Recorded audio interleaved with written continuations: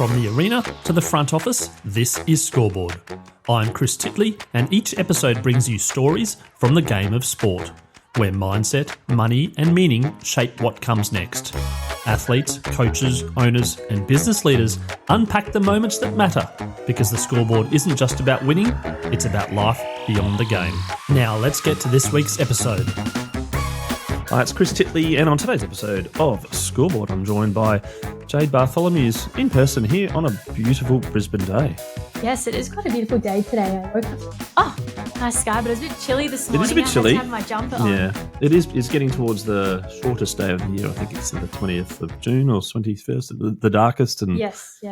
I forget those dates. Welcome, anyway, to your first in-person podcast ever. Yes, thank you so much for having me. It's such an honour to be a guest on here. So thank you. Thank you. Now, Jade Bartholomeusz, people may or may not know that you're a hockey player. Do you want to talk about your journey in hockey thus far? Yeah, so I've been fortunate to have played a few national championships. I made my first Queensland team when I was in under 15s, but I actually didn't get to go away because of COVID. So, yeah, didn't get to go away because of COVID. And then I played my first nationals when I was 16 at under 18s. I played the following year as well, and then played the past two under 21 national championships. Right. And the love of hockey, where did that come about from? Well, my mum was a good hockey player, so she played for the Scorchers for many years, an underage Australian team. So she got us into it. I think the love just came from just like really just loving being competitive and like loving the challenge. And I also love that it was a team sport. And I think, individual sports at times you can get in your own head a bit, but like a team sport, you really like the pressure feels like it's dispersed between the whole team instead of like it's just on you.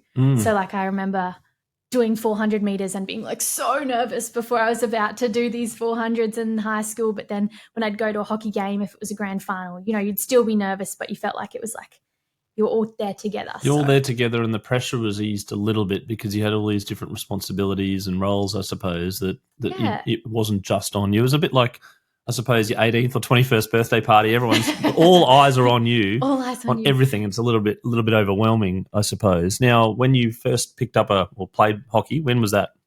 So I first started hooking to hockey programs in Perth when I was around 5 or 6, but when we moved to Brisbane when I was 8 was when I played my first actual game. So that was an under 9. So played for St. Andrews. Any listeners, you want to join a club, shout it to St. Andrews. Come and join us. So, yeah. Awesome. And the attraction, I mean, you talked about the team side of things, but the hockey, the game, what makes it so attractive for you to play? I mean, when I was younger, I just was sort of thrown into it and I just liked it. I thought it was fun. But I think now, like having experienced more, I very much just want to be in that high performance environment, striving to, be at the top level. So that's what the draw for it is now, me just really wanting to try to get to the highest level I can. I love the game. I feel very free when I play. And some of my favourite moments have been on the hockey field. And in regards to what makes a good hockey player, what do you reckon? I think definitely athleticism, speed, and I think a striker. That's my position in the circle, just hunger and like wanting to like score and speed and strength and some good skills in there as well. And when you were younger and you were playing hockey, did you aspire? Did you watch hockey on the TV? Did you watch at the Olympics? Was there some people that you're going, wow, I'd love to like play like them? Oh, definitely. Like when I was younger, I remember the 2014, I think, Com Games. Madonna Blythe scored like the winning shootout, and I just remember like from that moment going, oh wow, like that would be amazing to be on that stage. And she was always like, that was one of my first idols. But more recently, Rosie Malone. I always watched her like growing up and found her very inspiring, and played a few A-grade games against her. So I would always try and get a photo with her after the game because I'd be like, oh my gosh, I'm playing against you. Yeah. So yeah, she's definitely an idol for me as well. So. And then the balancing of your hockey with what you're doing in life now. Do you want to talk about what you're doing as well? Yeah. So I was very fortunate in high school. I did this young entrepreneurs program, and it started a little passion project for me. So 1% Activewear. So I'm the founder of an activewear brand, but we're also a movement for improvement. So we want to help everyone achieve their big goals by breaking it down to small 1% chunks. So that's a passion project for me. And from the Young Innovators, I came third. And so won $1,000 towards starting that business. And then that sort of helped me get a scholarship with QUT, which helped me like financially, start the business. So that's been going since we launched in December last year. So going for a little while. We had our pre-sale in September, but that's sort of one of my passions outside of hockey that I've been trying to focus a bit of my energy on. So. Congratulations. What was the driver, or what do you see in activewear that you don't see now? Well, I think for me it was more not just activewear. It was wanting that like blend between continuous improvement and activewear. So like it wasn't just about providing high quality activewear. It was about helping people realize that like these big dreams aren't as like big as they are in your head if you just break them down. So it was actually, I stumbled across the statistic that 80% of people don't set goals. And so that's sort of what started it. So I was passionate about an active lifestyle, wanting to help people and continuous improvement. So it was just like a blend of my passions, and then just focused on trying to get... Whoa, some music going on there. Some music. Queen, yes, sorry. Back to 1% activewear. Right. So the idea to get better every day, which is the sort of 1% every day or week, is that right? Yes. So it's like the continuous improvement theory, 18 minutes per day over a 365-day period makes you in the top 95% of the world in that specific discipline. So it was really about like how small incremental progress can accumulate. So that was where it came from that perspective. I love goal setting. Like in my sport, I do it. In my academics, I would do it in school. So it was just a natural sort of progression for me to want to link not just activewear to a goal tracking platform. So, the original idea was to link it to an app. But at the moment, we just have a free goal progress tracker that everyone can get access to, not just upon purchasing from us, but anyone can get access to it. So, when you set your goals, have you always been a goal setter? And when do you remember setting your first goal? Oh, I think maybe year 5, definitely year 6. I definitely set goals. I think every Christmas I would the day before, not Christmas, sorry, the day before New Year's, I would write down, and I would sit down and I'd write all my headings, my academic goals, my touch goals, my hockey goals, my goals for well-being, and I would really methodically plot out okay, what's my big goal and how am I going to get there? And I'd have little check boxes. So it's something I've always done. I think mum and dad sort of, taught us a little bit, but it's just something I've always loved to do, have a little plan for the year. What about lists? Are you a list maker? Do you love lists? I would say I'm a list maker. I think I used to be more writing in a notebook, but now I'm very much just on my notes. I write on your phone. Yep. What do I need to do today? Yep.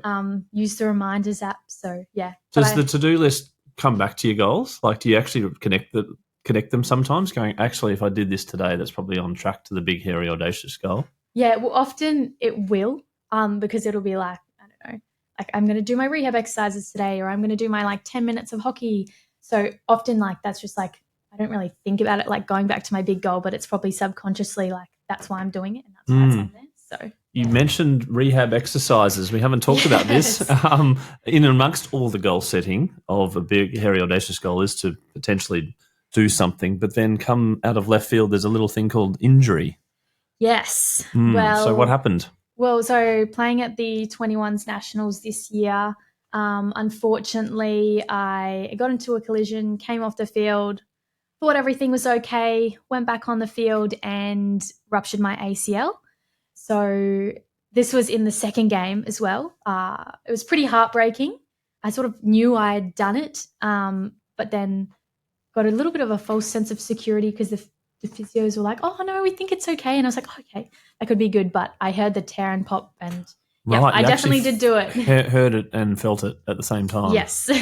Oh, That's shocking. And then from there going like the actual raw emotion of like this is an injury that could be 6 to 12 months probably. Yeah. So, I mean, initially I was like, oh my God, I just did my ACL. That was my first thought.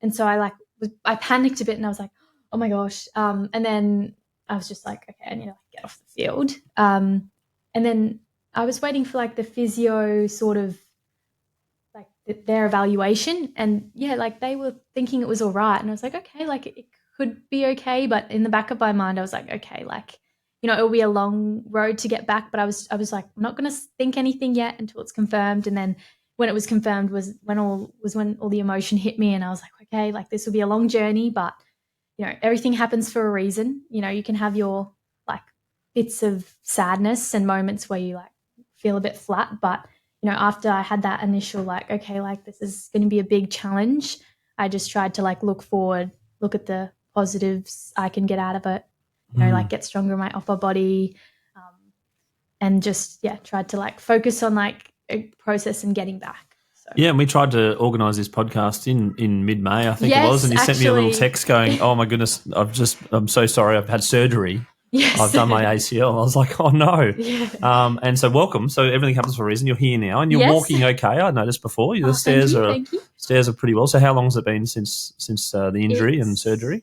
Has been 26 days. So it's 4 weeks since surgery on Thursday, and we're at Tuesday now. So. Yep. And what have they given you in terms of like the time, the program in terms of potentially coming back to competitive sport?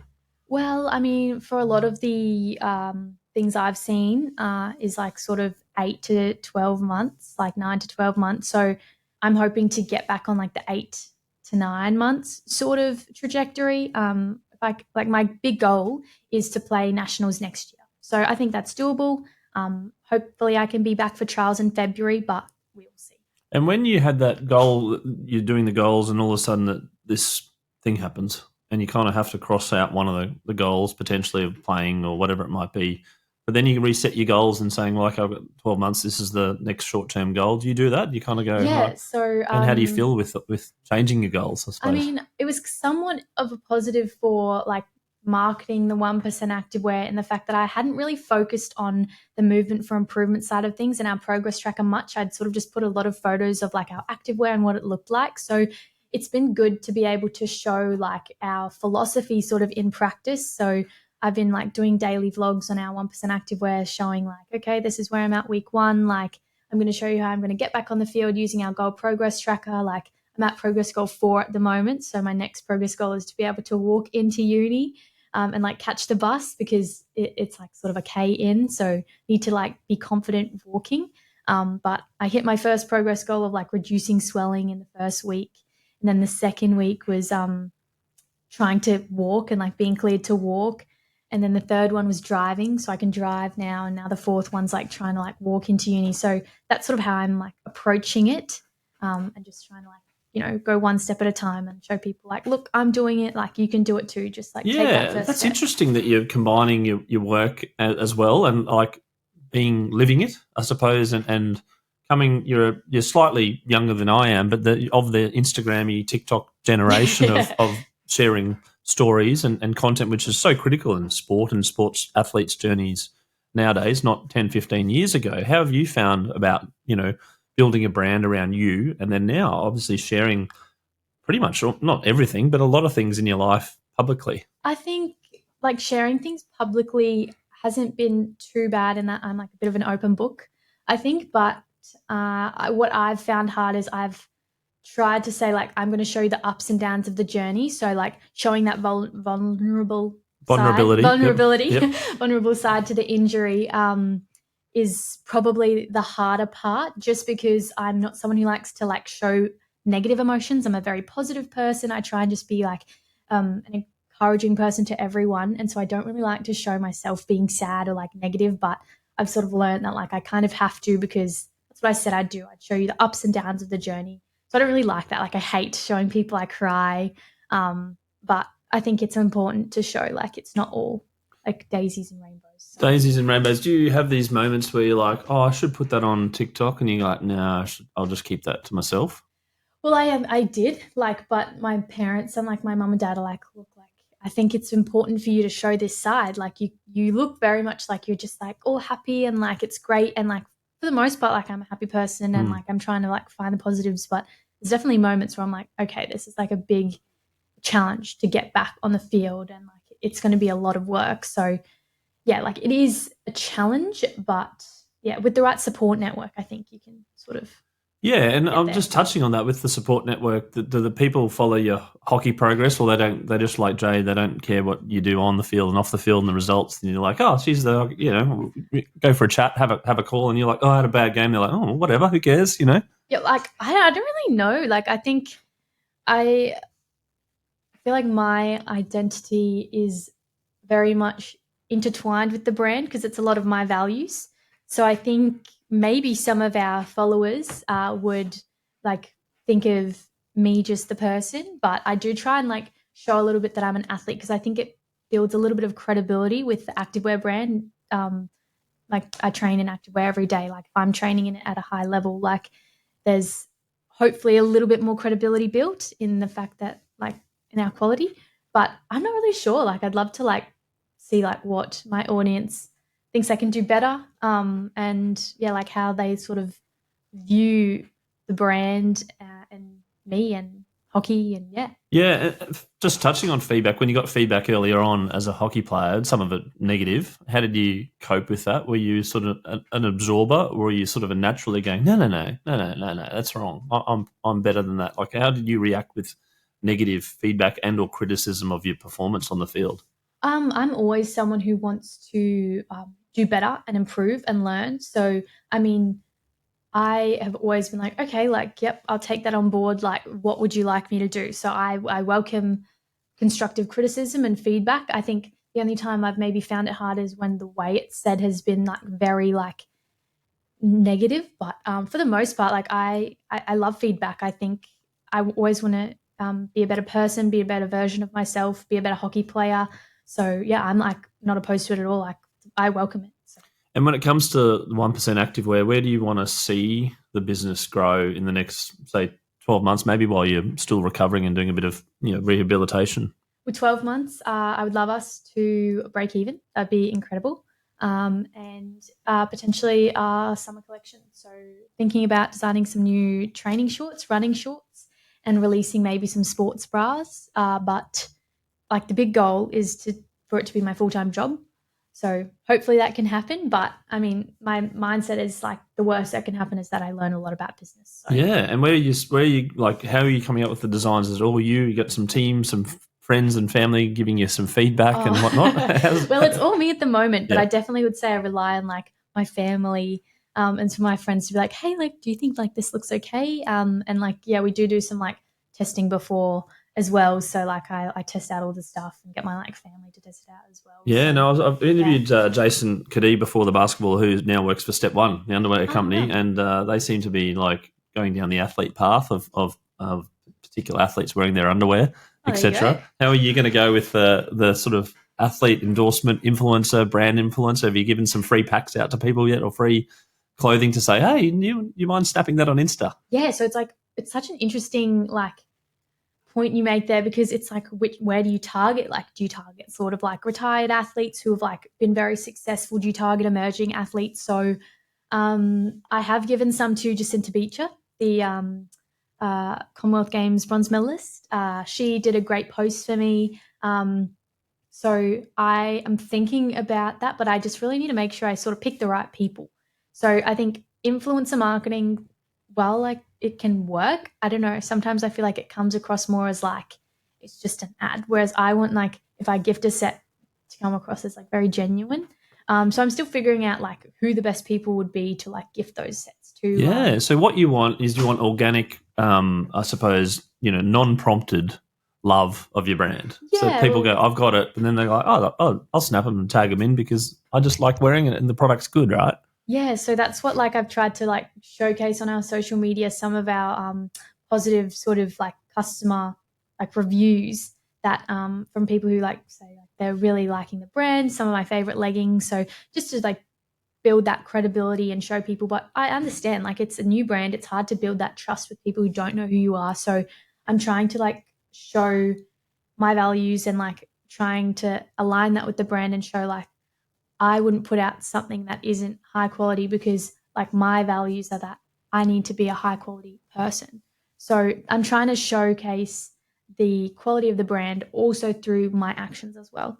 But, it's a learning experience. I'm definitely learning a lot in like marketing and like social media. So, yeah. Yeah, and you talked about your values a couple of times and how you want to intertwine that into all of you, into your brand. Can you go through your values and where they've come from, and I suppose, and how you want to sort of translate that to people going, hey, I'll buy something from 1% Activewear? Well, I think the main thing I want to show is like just continuous improvement. Like I've said that a few times, but like it's in the name. In the name, yep. yeah.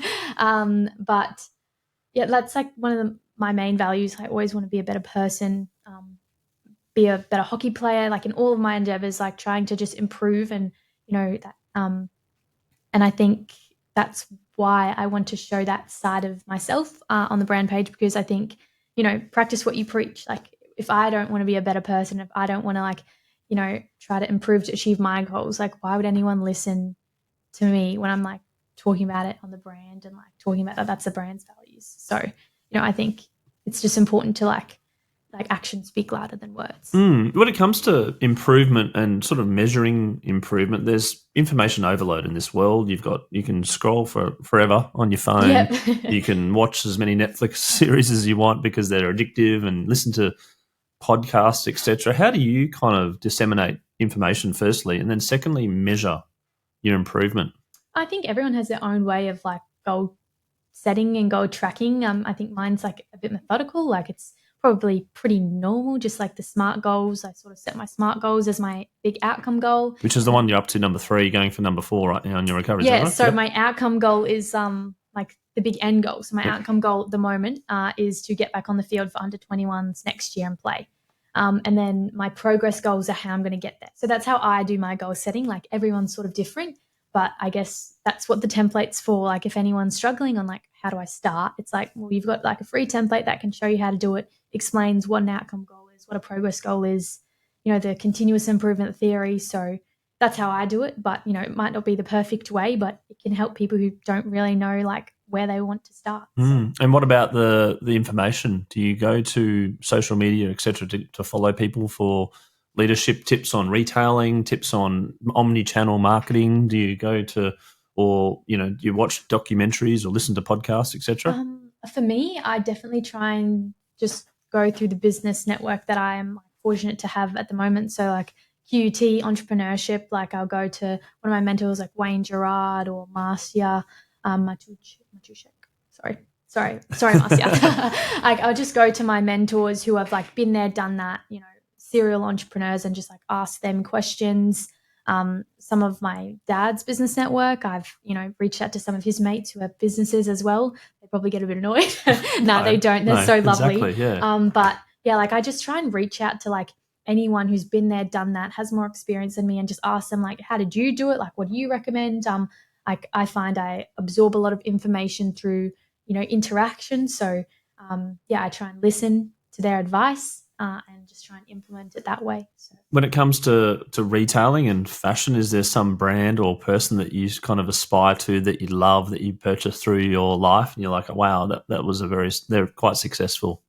Oh, like that's an interesting question. I haven't really thought about that. I mean, in terms of like fashion? Yeah, like one, maybe you go like, for instance, my wife loves Gorman, right? And like, she's like, oh, wow. And I look at that and I'm like, what made her like Gorman? Why? How they've set up, what the quality of the product's like. There's other ones like, Dinosaur Designs, for instance, and you're like, why are they so successful? And I'm curious. Do you do that as well? Yeah, well, I think when you think of brands like that, I guess a brand that I like is like Kookai. Like it's not really in the activewear industry, but what I like about it is that it's very high quality, and you can tell that the fabrics are like really incredible. And I think, when you look at it and you go, well, why are like these young girls spending like, $250 on like a skirt here? And it's because they've really like, it's expensive because of the quality. And I think that's sort of a lesson I've tried to take and go like, well, people are prepared to pay a little bit of a higher price point if the quality is there. So our stuff's all made in Europe, handcrafted with Italian fabric. So I've gone like, you know what, I will put our selling price at a little bit higher than like I would have like, liked to originally if I know that, it's actually worth it because of the quality. So I think that's like a lesson I've taken from them. Like I know for girls my age, it's like a store that everyone like loves. So I guess, yeah, their craftsmanship is something that Yeah, so the look up quality to. of the product and paying for quality. And I think you've seen some examples recently like Frank Green. You've seen Yeah, examples like definitely, Yeti. yeah. You've even seen examples like this little iPhone called Yeah. Apple. Like they don't discount, Oh, they don't. right? And so the people pay for quality, and like the Yeti products, for instance, is another one. There's a number of different examples of paying for quality versus maybe another successful business, Havaianas, where they bust every so often, and you go and buy a new pair because I don't know, it's just cool, and maybe the branding, etc. Yeah, So there's a really fascinating, like $30. Oh, I'll just get another one, right? Yeah. Whereas Frank Green, if your kid loses a water bottle at Frank Green, you're like, no, that's it, you're done. I'm not buying you another one. They're $79.99 or something, right? I think they are $80 yeah, or they're something. pretty expensive. Yeah. Yeah, or Yeti or something along those lines. So in terms of your thinking around the business, how are you thinking about physical stores as well? Is that something which is in the back of your mind or It's not? always in the back of my mind. I think before I did a physical store, I would try to get it into some like outletters, so like trying to like have my stock in other stores, or in other like Which is the old Maya kind of model, the David that Jones sort of model. Like I think that's how like some other brands, I think like Lilo Active, like over in Perth, I think that's how they sort of started to grow. And then I think they have like, I don't know if they have a store, but they definitely have a big online presence. So I think like from seeing some other brands and like how they've grown, like I think that is important just to get that visibility and brand awareness.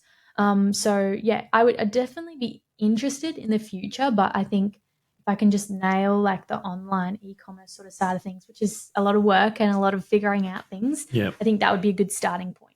Right. Okay. So you've just got you've got a website at the moment where you can buy that through. Yep. And you've got your socials in and around that. Yeah. And in terms of the data that you get from it, have people bought from multiple different cities, and how have you worked about delivery and things like that? So I mean, everything in Brisbane, I just try and hand deliver because it cuts expenses down and it's like a little bit more personal. That's awesome. So I try to do that. And then we've had a few from Sydney, and then I think like one or two in Melbourne. So mostly Brisbane. So mostly like community, that like sort of our friends or friends of friends, who have like purchased from us. But I think the statistic that I focus on is like we've had like quite a good amount of repeat customers. So we've like had people buy initially and then buy again. And that's what sort of helps me to go, okay, well, like I know that like once people like try this and once people like get their hands on it, they do like it and they come back. And I think that's a really important metric for me. And so that's like, okay, well, how do I get those people who don't know who I am, don't know me, and how do I get them in to try it? Because I think once they try it, I think I can hopefully retain them as a customer. So that's a metric I sort of look at. But it's just figuring out how do you get them in when they don't know you and build that trust. So. Yeah, like you could be they saw a billboard in a desert. Like it's very hard to kind of attract. You're like, oh, hi, we're here. You're like, well, there's no one around. Like you're attracting, and so then you need to work out your demographic, and obviously you've got all that and how you do it. But then holding on to those customers and getting them repeat customers and the behavioural patterns around time of year and presents, etc. What do you want? Your ultimate feedback from your product, if you said, right, Nirvana is everyone loves my product, what would it be about your product that you think that people will come back to you and say, I can't wait for the next thing, or I want to buy it again? I think quality, and fabric. I think that those are the things that I've had like the most compliments on. People say, oh, I just love the quality. Like the fabric is so comfortable. And I think that's something I was really like, while I was finding my manufacturer, I was like looking at some of the top performing leggings and going like, why are they top performing? Like, what are the qualities? What are the properties? So I think just listening to that target consumer and going, what do you like about leggings? Like, why do you buy them? And a lot of the reasoning that I sort of deducted from that was like, people just want like comfy leggings to wear that make them feel good about themselves. And so we tried to like add in features. So like a reinforced waistband, so that when you like, are doing RDLs or something, like it doesn't roll down. So it makes you like feel like you're sucked in nice and tight and like feel like you're sculpted well. Like we tried to have fabric that was like fully squat proof and like nice and comfy, but also nice and breathable. So like really like actually going deep into what do people like about, you know, these other brands that are doing really well and selling a lot of those products. And I think that's what I tried to sort of emulate but make a bit better. Like something for me that was just a bit annoying, and I'm not sure if it was annoying for others, is I hate like when fabric pills. So I was like, I can't have fabric that pills. It just annoys me. It doesn't look good. So that was something that I was very like, we need fabric that does not pill, and we did get it. So. Yeah, it's interesting that like what this is from you, what I want and what I would love, and then design it. Like it's a fascinating thing that you're going, I wonder if people have the same problem as me, or I wonder if there's the same thinking. And I reckon over time, as you continue to build, people go, actually, that is something that I'd never thought about, or designing your own product around just you and going, I like this, but what happens if we did this, and the creativity around that? And how did you go with the manufacturer, I suppose, going, can you do this or make this feel better, et cetera, like describing it in your brain? Yeah, I guess, well, like, I mean, patterns for leggings are like pretty like similar, but I focused on the features because it's like, you know, leggings are leggings, like, you know, a lot of people use them. There's different qualities, different price points, but I just focus on what features people like. So something like a good story, like I wasn't initially going to do 2 pockets either side, but then I did some polls and I was like, oh, wow, like 83% of people want pockets, so I should probably do pockets. And then I was like, okay, well, I actually haven't really worn pockets before on leggings. So like I bought a pair to test out and I was like, okay, this is so much easier. Like I can see why people want it. And then, yeah, like I just was like, well, we need pockets in our leggings. So and then you say to people, hey, we've got pockets. They go, hey, that's what we wanted, right? Yeah, and then so they sort of said that like this was in the development stage as well. So I was like figuring out what features like a good, what people like all that. So I did like quite a few polls and things. So I'd like to sort of do that more when we're thinking of like, you know, releasing our sort of new stuff and like see like what people want, I guess. But yeah, that was just like listening to people and like what they want, but also making sure it's true to like, you know, the quality you want as well. I'm going to give you a hypothetical here. Being on the hockey field, playing nationals for Queensland versus being in 1% activewear. What do you love the most? Oh, that's like a hard one. Well, I mean, I can do both. I can wear my 1% activewear biker shorts under my uniform. So you nailed it. So you don't have an answer. Oh, no, you do have an answer. Yeah, both. Yeah. Both. But eventually you might have to make a decision.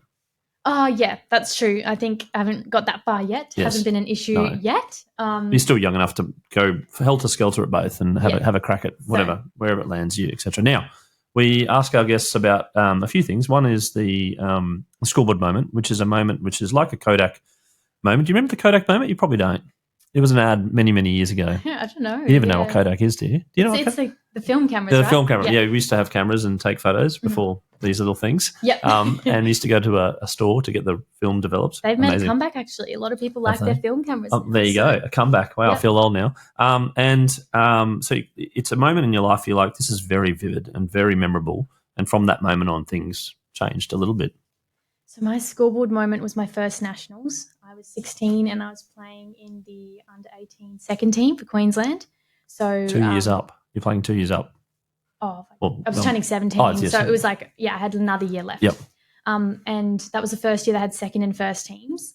So we got into the tournament and we ended up being in the final. And in that final, we were playing the Queensland first team and we ended up winning. So that was an incredible moment because it was like very special because it was my first nationals, like first gold medal, but it was also special because it showed like it's so important to have a team that really believe as a team that you can do it. Like no matter if you're an underdog, it doesn't mean you can't win. If you like play well as a team and you believe as a team that you can do it, like you can get there. And I think that was like a testament to the fact that, you know, our team really like believed we could do it. And it was like just so fun, like such a positive environment on the field. And I think that's something I try and take into the rest of my hockey career, just like be that positive person, like try and like get that belief in the team. Like, so yeah, like that was just an incredible moment. So. That's awesome. And the belief about like just already saying like you're the number 2 team against the number 1 team. And when, you know, I've got kids that play sports, they're like, oh, we're playing the top team, you know, on the table, etc. And even in watching sport now, people are like, oh, they're playing the Melbourne Storm or whatever it might be. The belief of going, no, it doesn't matter who we're playing. We can, like, the table doesn't matter. It's today matters. Yeah, exactly. Right? And having that belief as a team, that's an awesome scoreboard moment. The other one is about sport, of course, which what doing a scoreboard is all-time favourite sporting moment? It can include yourself, or it can not include yourself, or include both. So your all-time favourite sporting moment. This is very vivid in my mind still. I think I was like around 8. It was 2012 Olympics. I got up early, put the TV on, and it was Sally Pearson in her 100-metre hurdles. And, yeah, I watched her win that Olympic gold medal, and I couldn't believe it. I was so excited for her. Like, it was such an inspiring moment for me. I think afterwards I wrote, like, I printed out a in-colour photo and, like, wrote inspiring on it. And years later I saw her and I just was like, wow. I think I burst into tears because I was just so inspired by her, and, like, seeing her win that moment, like, just cemented my already dreams of wanting to be a professional athlete. So hopefully I can get there one day and, you know, achieve what she did. That would be an absolute dream. But, you know, if I can just pursue that dream, that means a lot. So. Yeah, absolutely. You should get it to sign it. I don't know if she's listening out there. We'll get her to listen. How about that? And you can send it to. I'm sure if someone knows someone that knows her, to get her to sign. Have you still got it? I think I still have it, but, like, it was like a piece of paper, so I think it might be like a bit. Maybe you could print it out now and the same thing. I think I still have it. I'd have to, like, have a look. Olympics bring out so many inspiring moments. We've had so many great all-time favourite sporting moments. The Olympics and 2012 was amazing in London, and as we've gone back to 2000 a number of times as well with Kathy Freeman at the moment, you could watch that 100 times. Yeah. And from the analyst in me and commentator in me, the call from Bruce McAvaney was just one of the best ever as well, in terms of letting it pan out, but also just the way that he handled that particular event. It gives you goosebumps. So you can watch it 1,000 times and not get sick of it. I can watch it 1,000 times and just get goosebumps. Yep, no, indeed. Now, the Scoreboard Scramble, which is another little thing I've just thrown in, and it's quite a popular segment, actually. So if there's any sponsors out there that want to sponsor the Scoreboard Scramble, it's spelling a word backwards. We had Michael Kasparus on yesterday. Now, I don't know if I pronounced his last name correctly just then, but he had to spell his last name backwards. Okay. Right? And normally it would be quite easy if your name was Smith, potentially. But Bartholomews, I'm going to get you to spell the word. I'm going to try my best. Bartholomews. And you've got 20 seconds. There's no pressure at all. Your time starts now. So ZS... UEM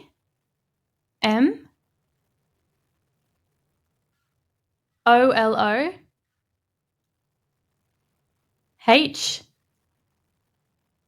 T RAB. Nailed it. You did. And I don't know whether it was 20 seconds. I gave you a little extra time because you're going so well. That's good. And you're in train of thought. So the answer is ZSUEMOLO HTRAB. Well done. Oh, yeah. Congratulations. So, yeah, it's interesting because you put you on the spot about your own last name and you have to spell it backwards. There you go. Oh, normally I do like a sporting events, etc., but I thought with Kasparus and Bartholomews, how good here. Awesome. Now, one final question. And now you're 19. Yes. Take you back 7 years, and you've got a 12-year-old girl that wants to be like Sally Pearson. Yeah. And watching her in the Olympics. And there's moments out there and you go, I want to be that person. I want to drive forward. Going back in the last 7 years of your life and also into the future, what advice do you give to your 12-year-old self in 2025? Everything happens for a reason. Your journey is your journey. So, you know, if you don't make a team at 12, it doesn't mean you won't ever make a team. And, like, you know, your journey is different. Like, everyone's journey is different. And just trust the process and go through life with optimism and just enjoy the challenge. And there'll be setbacks, like injuries. Oh, of course. Yeah, and there'll be people setbacks. that you like rejection of a team, or you don't get picked, or someone's bullying you at school about you're no good at this or you're no good at that. What do you say to that? I mean, you'll get through it. Lean on your support network. There'll be tough times, but, you know, just go back to your resilience and perseverance that you've built.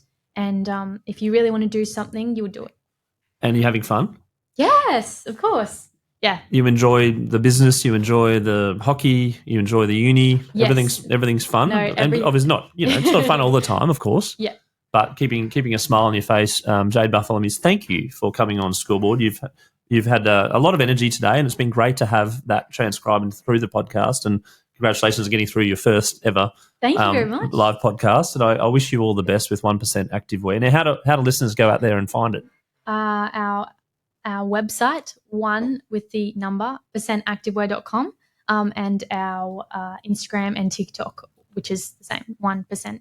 1% Activewear. They can follow your story through your ACL recovery as well, which you're doing and whatnot. And I wish you all the best with your recovery and getting back onto that goal of playing the Nationals in 2026. Looking forward to following your progress and looking forward to sharing your stories through Scoreboard as well. Thank you so much. It's been such an honour to be on the Scoreboard podcast. Such incredible stories you're sharing and amazing work. So thank you so much for having me.